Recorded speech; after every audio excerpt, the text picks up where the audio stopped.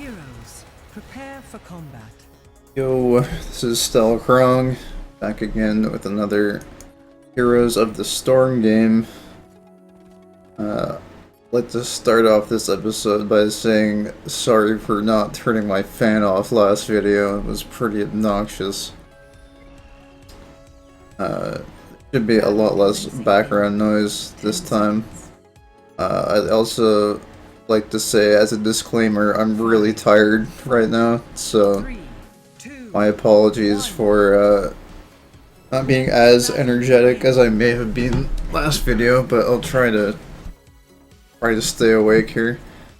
So this replay, pretty sure I saved to really highlight whatever it is they did to Raynor. I don't know if it's just the fact that they changed like some parts of his kit, but I basically call him New Raynor because in contrast to where he was a few months ago, he feels like a god tier pick in some situations. In fact, I shouldn't even say some situations. He's just a god pick in general. He has a really strong early game. He has really good self-sustain from his... I guess I can't click on him to show you his abilities, but his passive heal. He barely uses any mana, but still does a ton of damage. So he's got a really strong early game. His mid game is good. His ultimate with the battle cruiser on almost any map is really, really good for pushing. And oh dear, there's that passive kicking in. Is it? Yeah, that passive's going to be enough to actually save me. So that works. I'm not sure how well I play this game. It might actually be kind of mediocre. I think this is one of my first Raynor games in a while. I think this game I was actually looking to play Raynor, but I was not actually planning to. It was like I had seen a lot of other people playing this new Raynor, and I had kind of wanted to find an opportunity to use him. And it came up in this game where I was hovering over a few heroes, and then somebody suggested that I go Raynor out of nowhere, and I thought, yeah, that's probably a pretty good idea. So I just rolled with it. But yeah, good early game, good mid game, and the most broken part about him is probably his late game, where if you've stacked enough seasoned marksman stacks and you get Nexus Frenzy, you start chunking people for like 20% of their HP per shot. Like, no joke. You chunk them the hell down. And you pretty much can single-handedly carry the game if your positioning is even halfway decent. So, I kind of wanted to just, I guess, save this replay to kind of highlight Raynor's strengths and his pretty much overall lack of weaknesses. I mean, I've pretty much been holding here against a Jaina and a Johanna solo. I've had some help from Malfurion and like other people who've been roaming. Admittedly, my team has been doing a really, really good job this game of doing the roaming action, as you can see. Tyrande and Kael'thas have a lot of synergy together when it comes to roaming.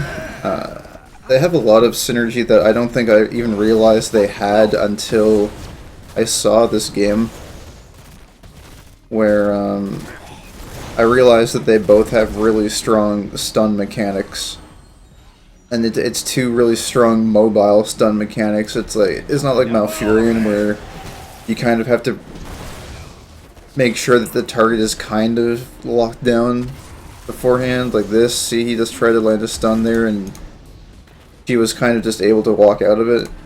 But with Tyrande and Kael'thas, you get a lot of potential to just put those stuns wherever you need them to be immediately at that point in time.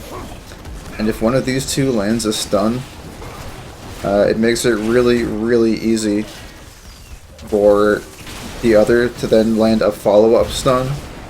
And Malfurion is pretty much the king of capitalizing on follow-ups.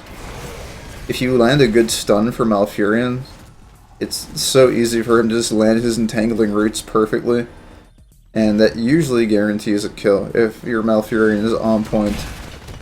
Which, I'm pretty sure at this MMR, pretty much everyone is on point. I think it's usually pretty rare that people are like completely terrible. I mean, there's the occasional person that will get in who's at like some random rank, like rank 10 or something, that will just get into the mix, but for the most part, everybody typically knows what they're doing. So Malfurion is definitely a really strong pick. So I mean, reviewing this game already, I didn't even realize it, but Malfurion, Kael'thas, and Tyrande together, that trio, has some incredible synergy. Raynor is just an overall solid pick. I'd say Raynor is pretty much on Jaina level in terms of versatility, and that you can pretty much put him in any composition right now, and he'll work for you pretty much. I don't think you can go wrong right there. That was exactly what I was talking about. I don't think I need to rewind that. And I mean, if you really want to, you can rewind the video, 'cause pretty sure I was looking at it while it happened, but Kael'thas landed his stun, Malfurion just did the wombo-combo with the root follow-up, and free kill. Good stuff. Top lane, I haven't been really focusing on top lane at all this game, but let me check the XP contribution here. As you can see, Leoric and Nazeebo both way ahead on Nazeebo, which, by the way, in case you guys hadn't heard, they're planning on removing the XP contribution column in favor of putting a new column called kills in, and having like a kills, assists, and deaths tab, and not having XP contribution, which I think is a terrible idea, and a lot of other people on the forums also believe it's a terrible idea. And this is only on, like, I think one of the first 2 days of the announcement being made, so I really hope they reconsider what they're gonna do, because not being able to see XP contribution, I think, would be really detrimental to the game. And I mean, obviously, the #1 example that everybody uses is Lost Vikings, where it's like their entire gameplay revolves around XP contribution, and they sacrifice so many advantages that other heroes get in their kit to be able to three-way split and be able to just get that XP contribution where it's like 5 times as much as everyone else in the game. And like other heroes like Murky, Abathur, people that are just really good at soaking, if they take away the XP contribution bar, they won't get credit for that aspect of their gameplay. So I think it's a pretty terrible idea. I think adding kills is not a bad idea. I would not be opposed to seeing kills. I think that would be fine. Like if they just had this exact same setup, but they added kills, I think that would be okay. But I think taking away XP contribution to put kills is a complete waste. All it's going to do is be like, it'll just let Nova players be like, oh look, I have the most kills, what are all you noobs on the team doing? Or like all the Jainas will be able to say like, oh look, I have all the killing blows, I'm so good. And it's like, yeah, you're an assassin. You are meant to be getting the killing blows. I don't even understand why it's necessary for that to be highlighted even more than it already is. I mean, we have hero damage, which basically goes over who's been doing the most work against heroes. I suppose for heroes like Zeratul and Nova, who oftentimes have less hero damage than other assassins, but they typically do have higher killing blows. It could be okay for those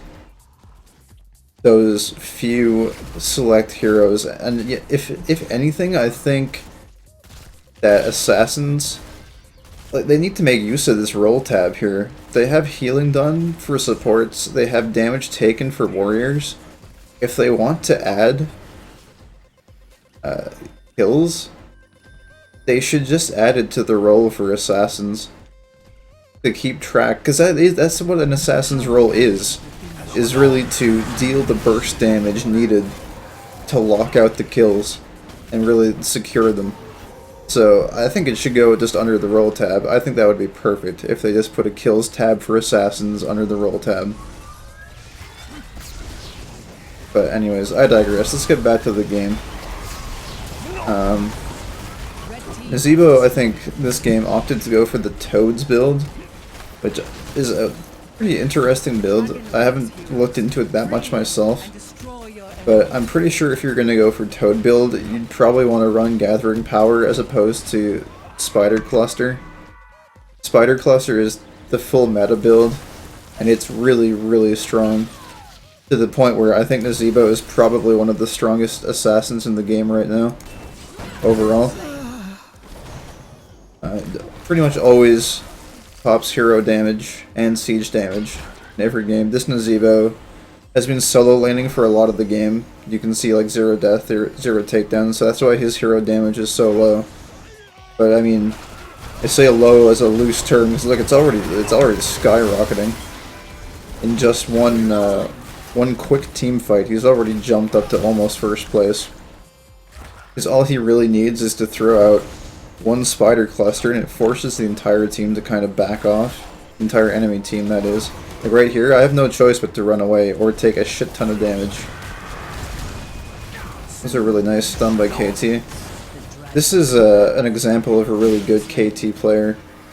It's really, there's such a huge difference between bad and good KT players. You'll find a lot of the time that bad KTs will overextend a lot and die a lot. And while this KT has died 3 times, that's actually a very low amount of deaths for a Kael'thas. Especially against a Jaina. Kael'thas is like really a high risk, high reward champion, where like right there, if you miss your stun, you end up getting punished typically quite a bit. And I'd say it's a pretty high, I don't know if I want to say a skill cap, I want to say he has a very low margin of error for his kit, in that you really have to know how to position, you really have to know how to land every one of your skills perfectly, and if you don't, then you're going to end up having a rough time playing Kael'thas. But I'd say this Kael'thas, this game has been doing a great job of just doing everything right for the team, setting up ganks, not overextending that much, being aggressive like he should be. It's such a weird alchemy with Kael'thas. It's like, you have to play him aggressively, but at the same time, you can't overextend. It's like, I think he has one of the finest lines to not cross in the entire game. Like there's always a perfect position for Kael'thas players to be in, and it's a position that's aggressive towards the enemy team, but not too aggressive. And it's really hard to nail. It's something that I don't even think I do completely properly myself. I think Kael'thas is pretty difficult to play. And he gets more difficult to play the higher the skill level is of the players, because they'll capitalize on your mistakes so much more in higher level games, to the point where if you make even like 1 or 2 mistakes as Kael'thas in a game, you can end up throwing the entire game for your team. But again, Kael'thas there landing a great stun, playing good and aggressive. But as you can see, even with how good this Kael'thas has been doing, on Raynor, I've still got top hero damage. And Kael'thas is probably dead here. Oh, the Malfurion save though. that ultimate, really good. Everything has just been clicking this game for red team. It's just like every part of this team composition has just been working together fantastically. And you'll notice that in the bottom and mid lane, we haven't seen Leoric the entire game. He's been top the whole game, which is fine. Which, it's perfect. That's actually what, if you can get away with that, that pretty much can win you the game single-handedly. Look at his XP contribution. 20k XP compared to 11k on the other team. And this is why they have to keep the XP contribution. Because looking at the stats, if you were to just see a Leoric with 3 assists and 0 deaths, you could easily just be like, oh, why was Leoric so bad this game? But it's like, no, he's been doing work. Sure, we haven't actually seen him, but it's because we haven't needed him in teamfights. We've been able to be successful without him in the teamfights, which has let him just soak the entire game. And now he does finally come in, and he actually lets us just close out the game really, really early on. It's like a 15-minute game on Dragonshire, which is not something you see very often. So yeah, that's going to be that game. There's quite a few interesting points to look at in that game.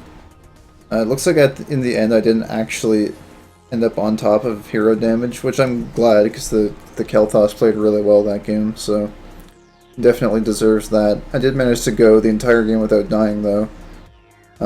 Raynor is probably one of the beefiest ranged assassins, just because of his E, which is actually basically a second passive that lets him just soak up a lot of damage. I visualize Raynor like Graves from League of Legends, if anyone's played that, where he's kind of just one of the beefier ranged assassins. And the only difference is, in this game, I feel like Raynor doesn't give up any damage to maintain that beefiness, so I think he's definitely a really strong pick right now. Among the best. Up there with Nazeebo, up there with Jaina, heroes like that. Anyways, I digress. I think another reason I picked this replay is because it was a shorter one in my list of stuff that I want to potentially go over. So, thank you for watching. And, gonna get out of here, get some sleep, hopefully be less tired for, next replay. But, until next time, take it easy.